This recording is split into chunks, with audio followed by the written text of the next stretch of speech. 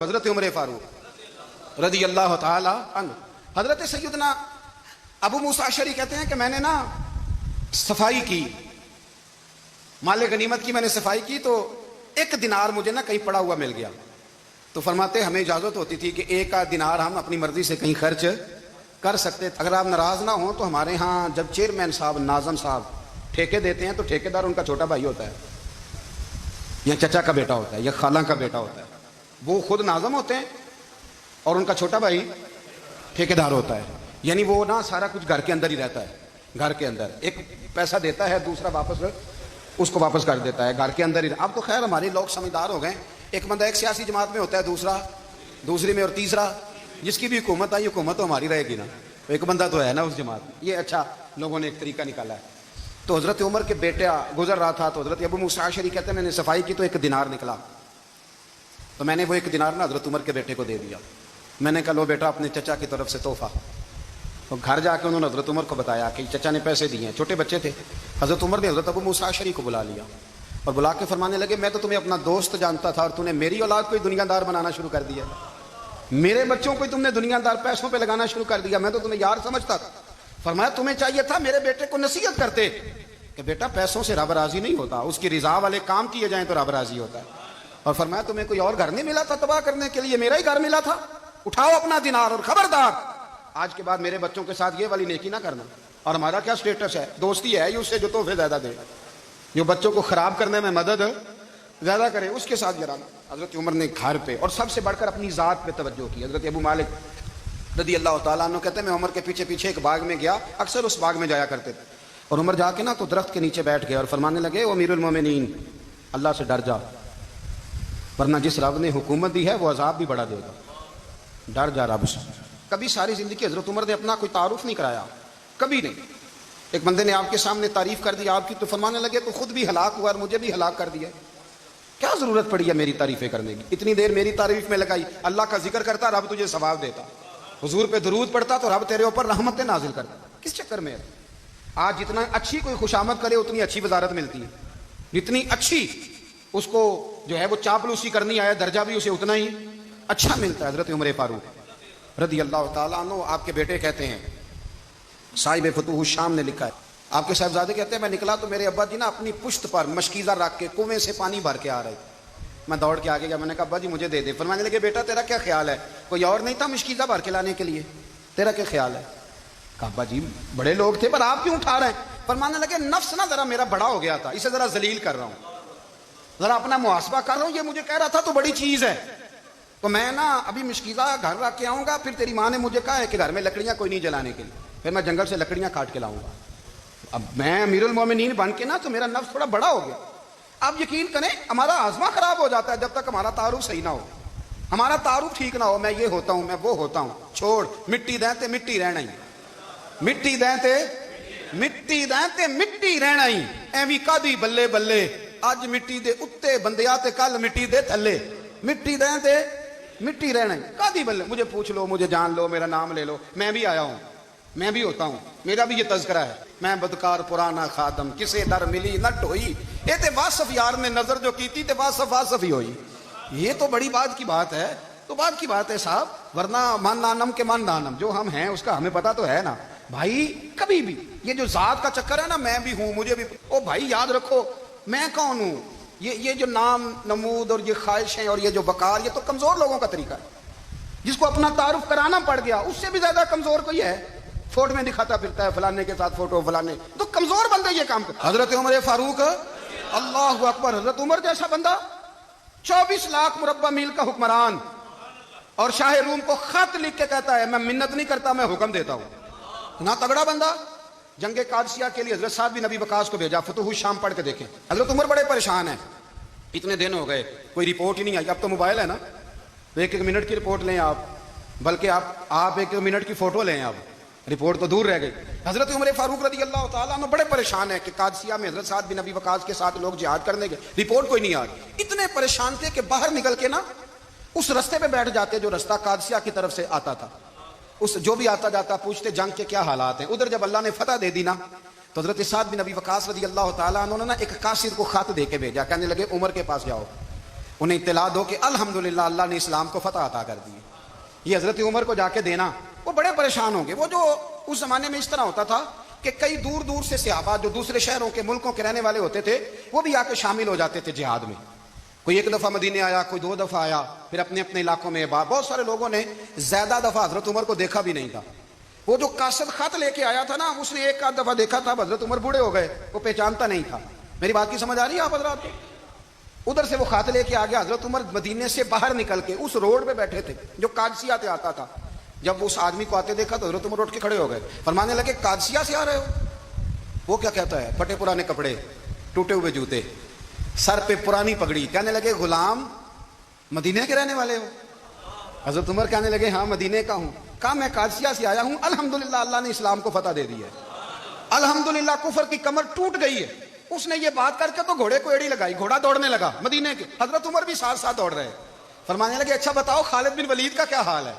تھوڑا آگے جا کے فرمانے لگے اسامہ بن زید کیسے ہے؟ وہ کہتے ٹھیک ہے. پھر اس نے اور گھوڑا, عمر ساتھ ساتھ دوڑ رہے ہیں, ساتھ ساتھ.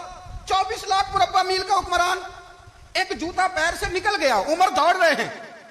آگے جا کے پوچھتے ہیں سعد بن ابی وقاص کا کیا حال ہے؟ تو حضور وہ بھی ٹھیک ہے. کتنے لوگ میرے شہید ہو گئے مسلمانوں میں سے. کہنے لگا صحیح گنتی کا نہیں پتا. یہ لفظ ادا ہوتے ہوتے مدینے کی سرحد آ گئی. لوگوں نے عمر کو گھوڑے کے ساتھ دوڑتے دیکھا تو کہا امیر المومنین کیوں دوڑ رہے ہیں؟ وہ غلام چھلانگ لگا کے نیچے آیا, قدموں میں بیٹھ گیا. کہنے لگا حضور آپ نے بتایا ہی نہیں آپ امیر المومنین ہیں. آپ فرمانے لگے کیا بتاتا, میں تو اونٹ چلانے والے کا پتر ہوں, کیا بتاتا. وہ عمر ہوں جس نے اپنے گناہوں کا حساب دینا ہے, کیا بتاتا. جو سعد بن ابی وقاص کو جہاد پہ بھیج کے خود بزدلوں کی طرح گھر میں بیٹھا ہے, کیا بتاتا.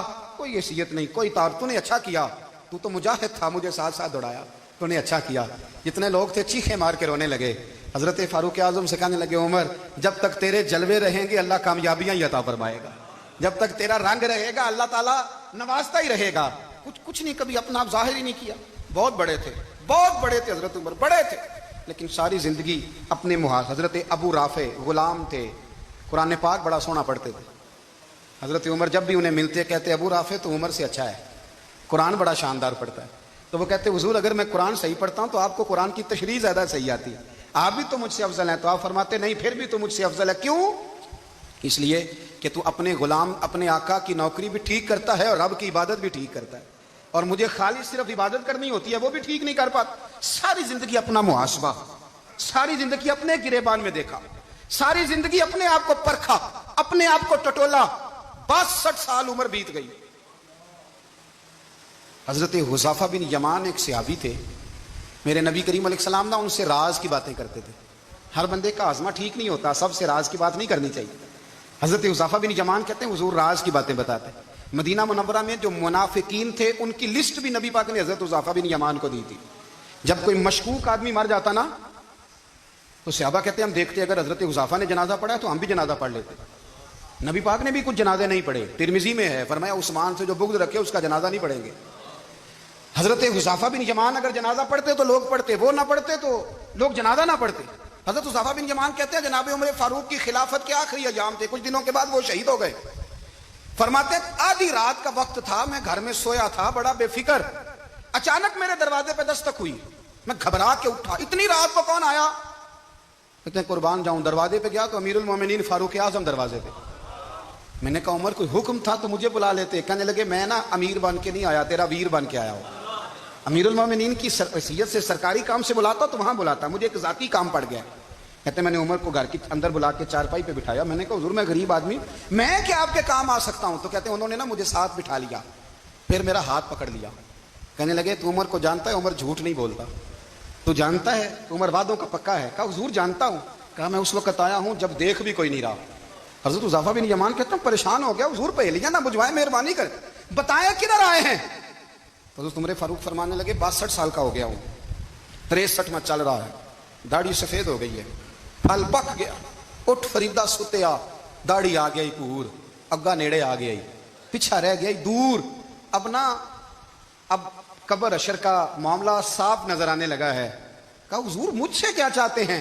حضرت عمر رو پڑے, کہنے لگے آج میں عشاء کے بعد نکلا ہوں تو نبی پاک کے صحابہ مجھے نیک کہہ رہے تھے, پھر میں نے بچوں کی ماں سے اور بچوں سے بھی پوچھا ہے, وہ بھی مجھ سے راضی ہیں, اور حذیفہ تیرے ساتھ نبی پاک راز کی باتیں کرتے تھے، سچ بتا کہیں عمر کا نام منافقوں میں شامل تو نہیں؟ سچ بتا ان منافقین میں تو شامل نہیں، کہیں اوپر اوپر سے تو نہیں سارا کچھ؟ حضرت حذیفہ بن یمان کہتے ہیں میں باپ کے مرنے پہ اتنا نہیں رویا جتنا عمر کے سوال پہ رویا.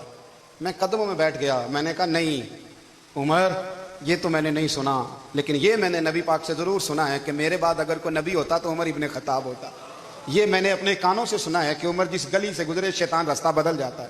یہ میں نے اپنے کانوں سے سنا ہے کہ 950 سال حضرت جبریل جناب عمر کی شان بیان کریں تو پھر بھی بیان نہیں ہو سکتا. یہ میں نے ضرور سنا. دوستو، ساری زندگی حضرت عمر نے اگر دوسروں کا محاسبہ کیا تو اپنا اور اپنے بچوں کا بھی کڑا خیال رکھا، اپنی ذات پر بڑی توجہ دی. جو لوگ اپنا بھول جاتے ہیں نا، ہمیں اپنی صحت کا بڑا خیال ہے لیکن اپنی روحانی زندگی کا کوئی خیال نہیں ہے، قلبی زندگی کا کوئی تصور نہیں ہے. آپ یقین کریں موٹا آدمی کمزور ہونے کے لیے جدوجہد کر رہا ہے، کمزور طاقتور ہونے کے لیے، لیکن جس کو کتنے دن بیت گئے اللہ رسول کی یاد میں رویا ہی نہیں، کتنے دن بیت گئے نہ سننے کو دل ہی نہیں چاہا، جسے مہینوں بیت گئے اور قرآن پاک کی طرف نظر ہی نہیں گئی، وہ فکر مند ہی نہیں. زندگی زندہ دلی کا نام ہے، مردہ دل کیا خاک جیا کرتے ہیں. بھائی حضرت عمر کی زندگی دور حاضر میں ہمیں یہ سبق دیتی ہے کہ کڑی نگرانی رکھو اپنے پودوں کی، کڑا خیال رکھو اپنے ذاتی باغ کا، اور یہ جو تمہارے دل کی دنیا ہے، یہ تمہاری روح کی زندگی ہے، اس کا محاسبہ کرتے رہو. نبی کریم علیہ السلام نے فرمایا اپنا حساب خود کر لو قبل اس کے کہ تمہارا حساب کیا جائے. اپنا حساب، بولیے اپنا حساب. ہم ساری دنیا کا حساب کرتے پھرتے ہیں، کوئی کہاں سے کماتا ہے کہاں کھاتا ہے، پر اپنا حساب حضور نے فرمایا حساب کر لو قبل اس سے کہ تمہارا حساب. مولا علی فرماتے ہیں نماز پڑھ لو قبل اس کے کہ تمہاری نماز پڑھی جائے، نماز پڑھ لو قبل اس کے کہ تمہاری. اپنا محاسبہ کریں، تھوڑا سا نا اوپر دائیں بائیں دیکھنے کی بجائے تھوڑی سی گردن جھکا کے نا. درویش کہتے ہیں برے بندے نو میں لبن ٹریا تے جگ تے ملیا نہ کوئی، اپنے اندر چاتی پائی تے میتھوں برا نہ کوئی. تھوڑی سی نا، تھوڑی سی اپنی طرف توجہ دیں. ہم نا بے چین وقت گزار رہے ہیں، بے قرار ہیں، بے سکون ہیں. سبب یہ ہے کہ ہم نے نا اپنا حساب کرنا چھوڑ دیا ہے. حساب کرو گے، بے حساب تو بندہ روٹی کھا لے تو بیمار ہو جاتا ہے، اور اگر زندگی بے حساب گزرے، گناہوں کا حساب ہی نہ کیا جائے، تقوی کی طرف توجہ ہی نہ کی جائے، تو پھر زندگی دشوار ہو جاتی ہے. اور اللہ پوری امت مسلمہ کو ایک حضرت عمر فاروق رضی اللہ تعالیٰ عنہ کے طریقے پر چلنے والا لیڈر عطا فرما، ہمیشہ مدحت خیر الانام میں گزرے. دعا ہے یہ عمر درود